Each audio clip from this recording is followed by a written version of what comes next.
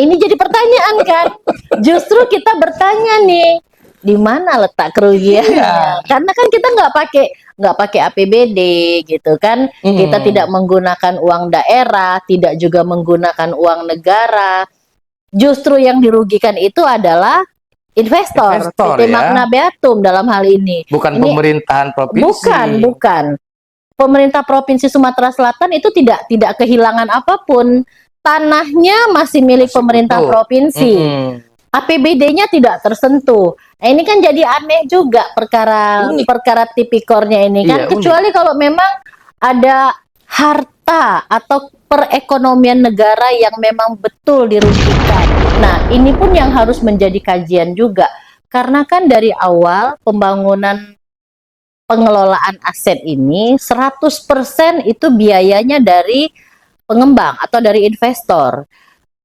Tercatat di dalam catatan pembukuan investor itu sudah 109 miliar sekian yang sudah mereka investasikan dalam bentuk tiang pancang, pembangunan untuk groundbreaking gitu ya. Nah, ini terus siapa yang mengganti? Sebetulnya kalau bicara tentang sengketa perdata di dalam perjanjian itu sendiri sudah mengatur mekanisme penyelesaiannya melalui proses arbitrase. Nah, ini yang menjadi krusial untuk disampaikan bahwa proses arbitrase ini tidak pernah ditempuh. Justru pemerintah Provinsi Sumatera Selatan memutuskan secara sepihak ya, memutuskan kontrak secara sepihak sehingga pembangunan tersebut tidak dilanjutkan.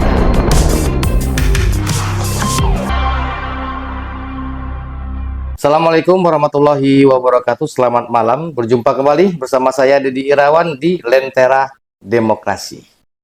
Hari ini narasumber kita yaitu Ibu Dr. Grace Sally, SHMH. Beliau ini merupakan salah satu pengacara kondang di Kota Palembang yang saat ini menangani kasus Pasar Cinde yang saat ini sangat lagi berkonflik, yang belum sampai sekarang belum kunjung selesai.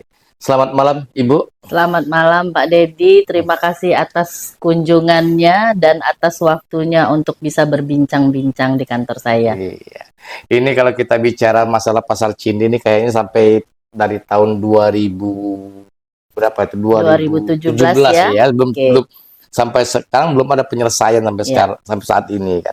Nah, kalau boleh tahu, mengapa Pasar Cinde Palembang menjadi isu perdata yang menarik gitu yang dibahas sampai saat ini? Sebetulnya Pasar Cinde ini bukan hanya isu perdata saja ya. Jadi ada administrasinya dan sekarang bergeser ke arah pidana.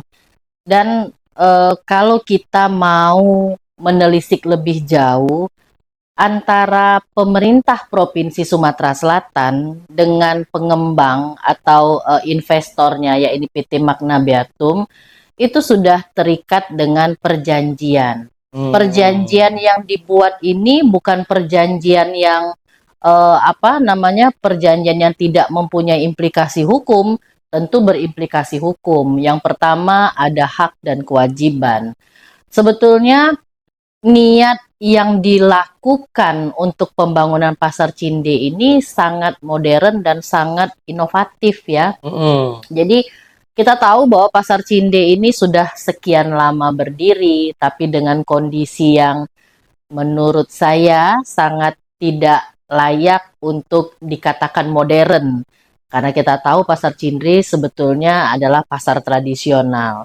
Tetapi kan tidak menjadi sesuatu yang salah kalau misalnya kita mau melakukan revitalisasi terhadap pasar kan, apalagi itu lokasinya di tengah kota yang bisa jadi nanti kalau dilakukan revitalisasi justru akan menjadi ikon Kota Palembang. Nah, pada saat itu bersamaan dengan adanya event SEA Games, jadi pemerintah Kota Palembang bersiap-siaplah untuk menyambut event SEA Games tersebut. Dan karena event SEA Games ini diberikan kepercayaan oleh negara kepada kepada pemerintah Provinsi Sumatera Selatan. Jadi akhirnya pemerintah Provinsi Sumatera Selatan menyambut baik dengan adanya event tersebut dan mengingat kondisi APBD Provinsi Sumatera Selatan pada saat itu sangat minim, sehingga dilakukanlah cara untuk membangun tetapi tidak menggunakan APBD. Dipakailah skema BOT atau BGS, bangun guna serah. Nah, BOT atau BGS ini diatur di dalam peraturan pemerintah dan diatur pula dalam peraturan Menteri Keuangan terkait dengan tata cara maupun pengelolaannya, dan itu diadopsi oleh pemerintah Provinsi Sumatera Selatan, sehingga dibuatlah perjanjian antara pemerintah Provinsi Sumatera Selatan dengan PT Magna Beatum, dan perjanjian tersebut justru menguntungkan, sebetulnya menguntungkan bagi pihak pemerintah Provinsi Sumatera Selatan, dapat bangunan tapi tidak menggunakan dana APBD. Begitu. Seharusnya seperti itu ya. Seharusnya kita apresiasi ya dengan gubernur pada saat itu, karena memang dengan adanya pengelolaan aset daerah ini berkontribusi untuk pembangunan daerah, menjadikan Sumatera Selatan, dalam hal ini Kota Palembang khususnya, menjadi lebih baik dan mempunyai fasilitas umum yang memadai, bisa juga menjadi ikon untuk event-event nasional maupun internasional. Tetapi karena sesuatu dan lain hal, akhirnya perjanjian tersebut harus terhenti dan pembangunannya tidak bisa dilanjutkan begitu. Terus kalau dari kacamata hukum perdata, sengketa apa yang muncul dalam kasus Pasar Cinde itu? Sebetulnya kalau bicara tentang sengketa perdata, di dalam perjanjian itu sendiri sudah mengatur mekanisme penyelesaiannya melalui proses arbitrase. Nah, ini yang menjadi krusial untuk disampaikan, bahwa proses arbitrase ini tidak pernah ditempuh. Justru pemerintah Provinsi Sumatera Selatan memutuskan secara sepihak, memutuskan kontrak secara sepihak, sehingga pembangunan tersebut tidak dilanjutkan. Nah, pemutusan kontrak secara sepihak inilah yang dianggap melawan hukum, karena kan sudah ada klausul di dalam perjanjian tersebut bahwa perjanjian ini tidak bisa dibatalkan secara sepihak. Apabila pihak yang merasa dirugikan atau merasa berkonflik, maka penyelesaiannya itu diserahkan kepada BANI, Badan Arbitrase Nasional. Terus siapa saja jadi subjek hukum yang terlibat dalam persoalan ini? Di dalam kontrak tersebut adalah pemerintah Provinsi Sumatera Selatan dan PT Magna Beatum ya. Jadi pihak pertamanya itu pemerintah Provinsi Sumatera Selatan dan pihak keduanya PT Magna Beatum. Nah, di tengah perjalanan setelah kontrak ini ditandatangani, tiba-tiba muncul isu nih, isu adanya cagar budaya, betul, gitu kan? Sampai banyak sehingga yang demo, pembangunan ini tidak bisa terlaksana sesuai dengan schedule yang sudah ditetapkan dalam perjanjian. Ini kan agak molor pekerjaannya, bukan karena kesengajaan, tapi karena ada proses administrasi yang belum selesai. Makanya dari awal saya katakan bahwa bukan hanya ada permasalahan perdata, tetapi ada juga permasalahan administrasi.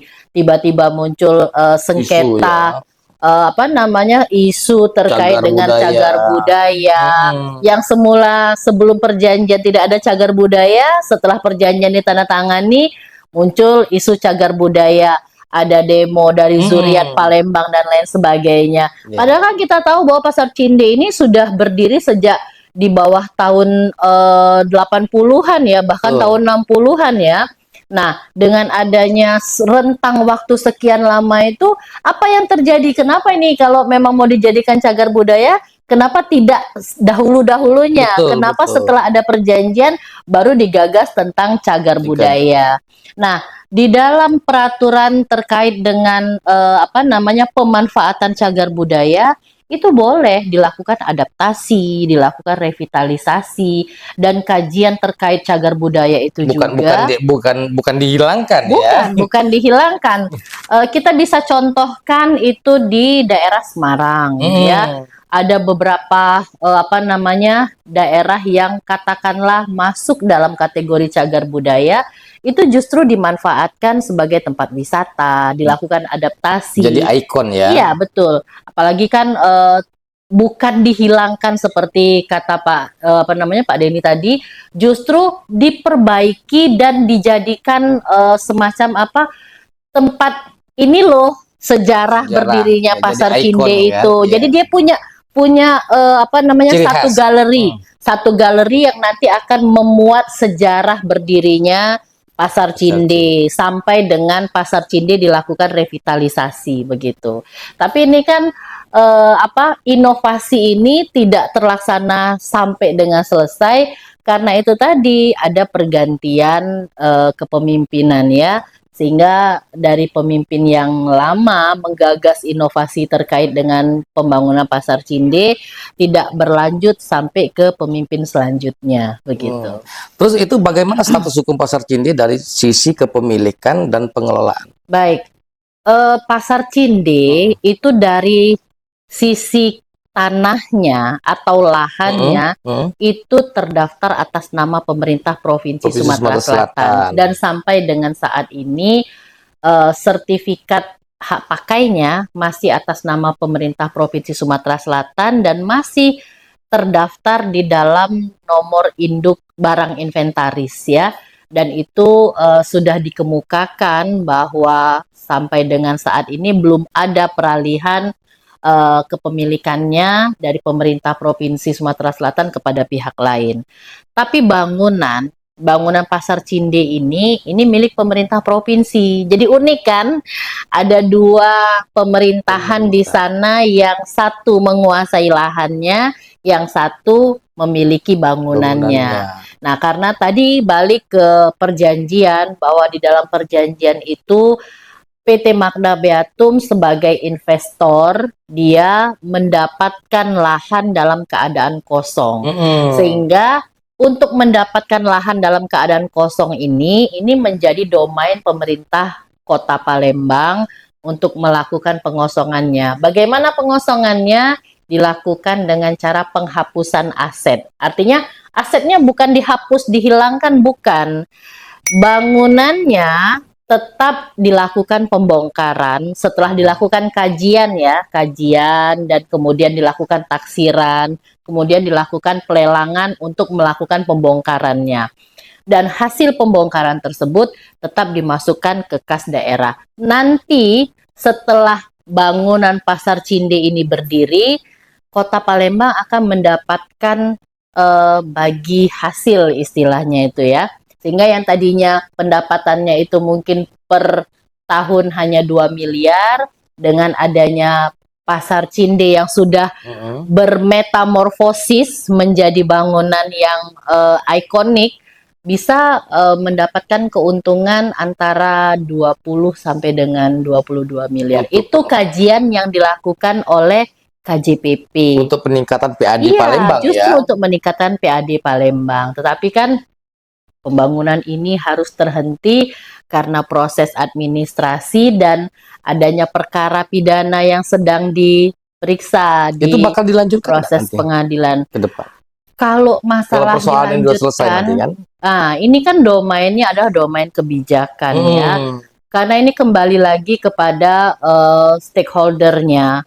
Apakah nanti akan dilakukan pembangunan kembali atau lanjutan pembangunan? Ini sepenuhnya menjadi domain kebijakan dari pemerintah Provinsi Sumatera Selatan, begitu. Nah, sekarang itu bagaimana posisi hukum pedagang sebagai pengguna kios atau lapak? Oke. Di dalam perjanjian itu memang disebutkan bahwa PT Magna Beatum harus memberikan tempat penampungan bagi pedagang-pedagang yang yang sudah lama kan. eh, berdagang di Berdagang sana. Itu sudah dilakukan, tempat penampungan itu sudah dilakukan. Tetapi kan karena memang perlu waktu untuk membangun ground floor atau lantai dasarnya itu tempat pedagang-pedagang ini melakukan jual beli. Nah, terhambat dengan adanya pemutusan kontrak secara sepihak itu, maka ini tidak bisa dilakukan. Sementara kan pedagang berharap bahwa kapan nih akan dilakukan pembangunan lanjutan. Terus kemana nasib kami? Apakah selamanya di tempat penampungan seperti ini atau bagaimana? Ini yang masih belum Nah, terselesaikan. kemudian ada nggak itu perjanjian untuk mengikat pedagang dengan pengelola pasar? Baik, kalau perjanjian mengikat antara pedagang dengan pengelola pasar itu, dulu kan Pasar Cinde ini dikelola oleh PD Pasar. Nah, karena memang ini sudah masuk dalam skema BGS, maka PD Pasar melepaskan haknya untuk pengelolaan. Nah, selanjutnya mungkin apakah nanti akan dilibatkan kembali PD Pasar atau bagaimana, ini balik lagi ke domain kebijakan ya, begitu. Terus ini kan sekarang kan mengalami bukan artinya pemerintah provinsi saja yang mengalami kerugian, tapi kan pedagang-pedagang itu kan termasuk merugi untuk saat hari ini kan.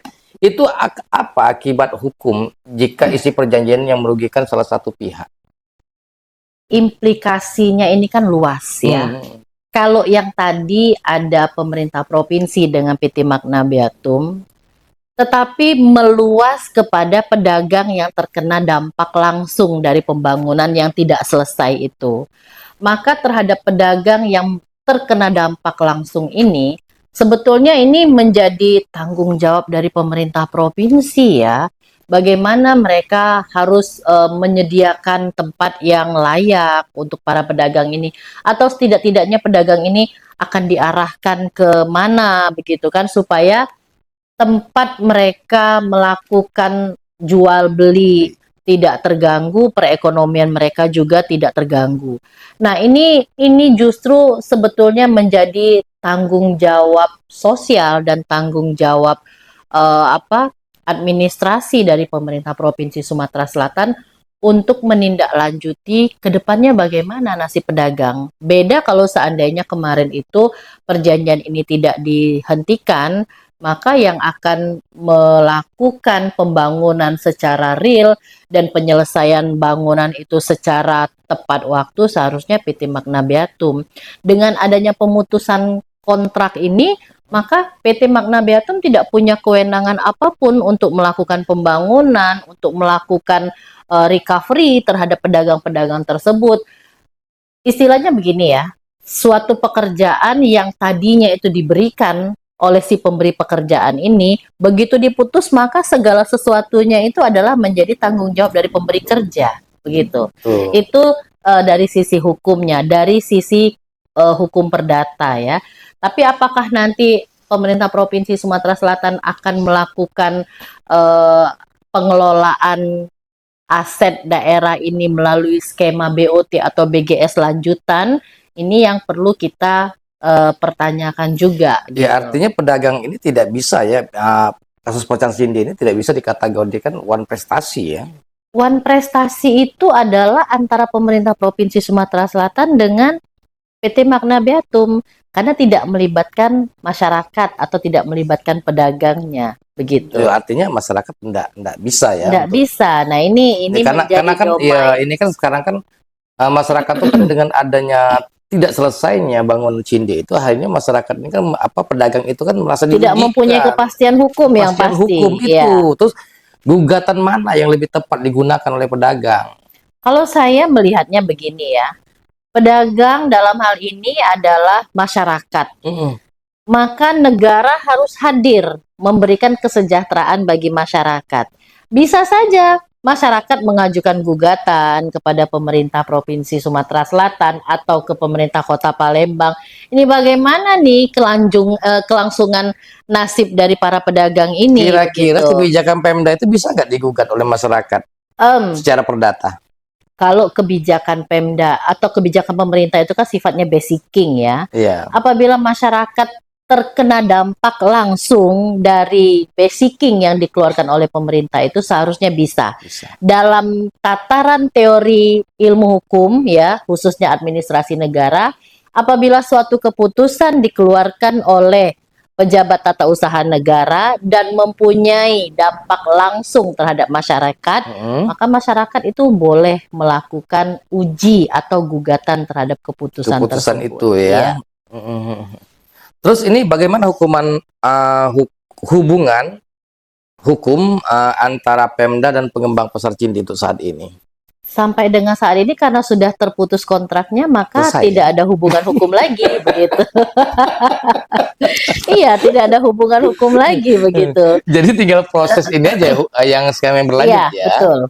Jadi kalau soal untuk kerjasama tadi nggak mungkin lagi ya, nggak mungkin terjadi lagi. Karena memang ini sudah dilakukan pemutusan kontrak, maka tidak bisa dilanjutkan kecuali ya jika memang dilakukan peninjauan ulang atau dilakukan katakanlah semacam pemulihan begitu ya, pemulihan hubungan. Nah, ini pun yang harus menjadi kajian juga karena kan dari awal pembangunan pengelolaan aset ini 100% itu biayanya dari pengembang atau dari investor. Tercatat di dalam catatan pembukuan investor itu sudah 109 miliar sekian yang sudah mereka investasikan dalam bentuk tiang pancang, pembangunan untuk groundbreaking gitu ya. Nah, ini terus siapa yang menggantinya? Artinya dengan pemutusan kontrak ini bukan hanya masyarakat yang terdampak, tapi investor sebagai juga penyandang dana justru sangat dirugikan begitu loh. Makanya ini kan pemutusan hubungan kontrak yang seperti ini. Rugi di mana? Yang katanya Pemda juga mengalami kerugian di mana? Nah, ini jadi pertanyaan kan.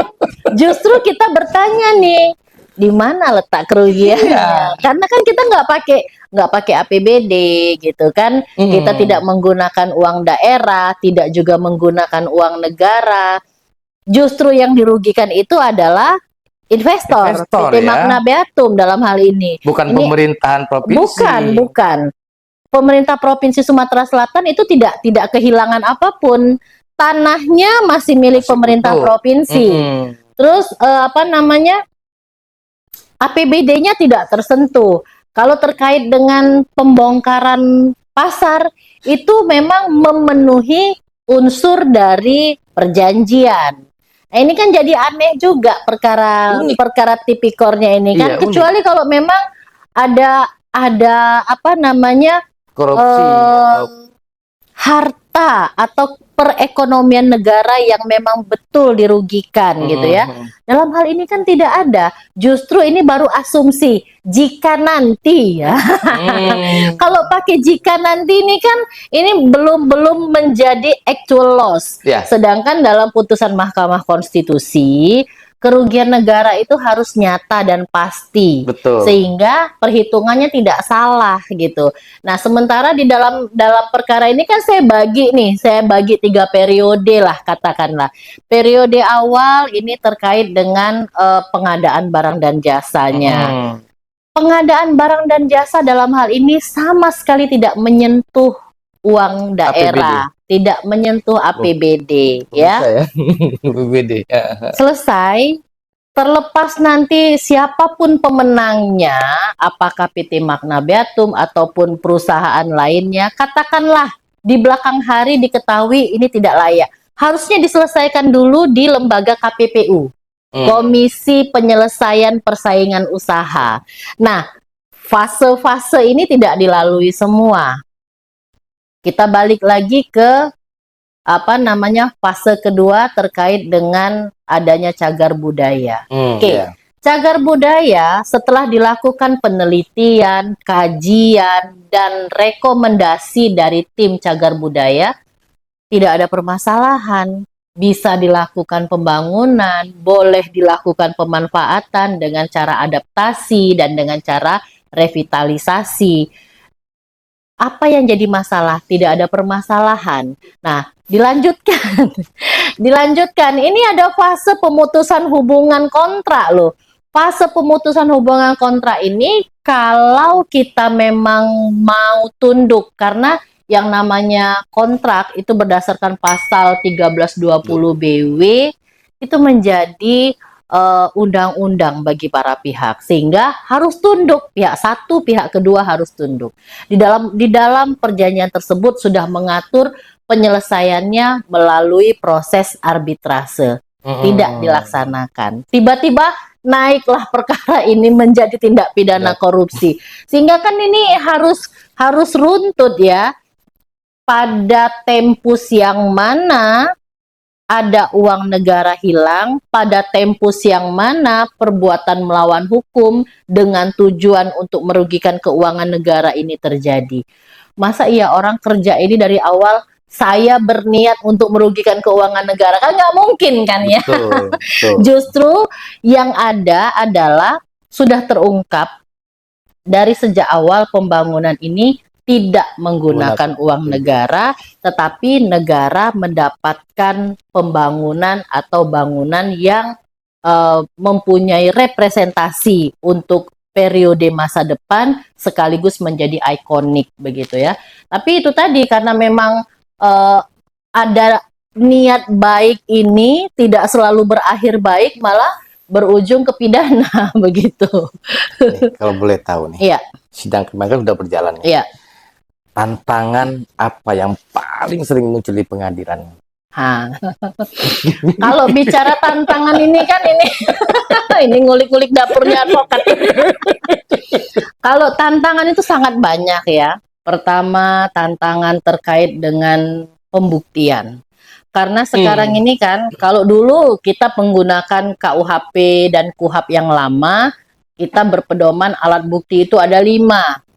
Alat bukti saksi, petunjuk, ahli, surat gitu ya, keterangan terdakwa. Sekarang alat bukti itu diperluas berdasarkan putusan MK. Jadi banyak sekali alat bukti yang dipakai menjadi parameter untuk pembuktian di persidangan. Itu satu. Terus yang kedua, untuk memberikan keyakinan kepada hakim bahwa perkara ini sebetulnya bukan tindak pidana korupsi. Nah, ini kita membutuhkan bermacam-macam keilmuan ya. Kita bisa mengcombine antara ilmu keperdataan, bukan hanya ilmu hukum. Jadi kemarin dihadirkan juga ahli budaya hukum yang mengatakan bahwa kalau misalnya budaya hukumnya ini patuh, maka perkara ini tidak perlu terjadi. Atau sebaliknya, jika hukum itu memberikan kemanfaatan, seharusnya perkara ini tidak menghukum seseorang menjadi terdakwa atau tersangka begitu. Nah, dari sosiologi hukum kami harus memadukannya, dari budaya hukum seperti itu juga. Artinya apa? Kita tidak hanya bicara pure hukumnya saja, tetapi kita mengcombine dengan ilmu-ilmu di luar hukum supaya ada terobosan pembelaan yang baru yang memang bisa memberikan keyakinan hakim bahwa memang perkara ini sebetulnya tidak layak untuk dikategorikan tindak pidana korupsi. Gitu. Unik ya. Ini besar cindin. Iya. Yang biayain siapa, yang rugi siapa. Betul, betul. Nah, ini yang mau mengganti kerugian PT Magna Beatumnya ini nanti siapa ini? Menanggung sendiri dia kan. Terus pelajaran hukum perdata apa yang bisa diambil dari kasus Pasar Cinde? Baik, dalam Pasar Cinde ini setiap perjanjian dibuat itu menjadi undang-undang bagi para pihak. Maka apabila salah satu pihak merasa dirugikan haknya, karena setiap kali perjanjian itu menimbulkan hak dan kewajiban. Jika salah satu pihak merasa dirugikan haknya, dia melalui proses sebagaimana yang sudah disepakati. Misal, ada pilihan domisili hukum ya, misalnya penyelesaiannya melalui proses sengketa di pengadilan negeri atau melalui proses arbitrase, maka itu harus dilalui sesuai dengan kesepakatan. Karena memang dari sejak awal sudah bersepakat, sampai dengan akhirnya pun harusnya bersepakat begitu. Harusnya melalui ini ya, Iya. petun, tata usaha. Oh bukan, melalui proses arbitrase. Iya. Iya. Ya, kalau kita bicara masalah Cinde ini kayaknya dibilang unik-unik, ya kan? Oke, terima kasih. Tadi kita sudah bincang-bincang langsung dengan Ibu Dr. Grace Sally, SHMH. Banyak di sini kita mendapatkan ilmu tentang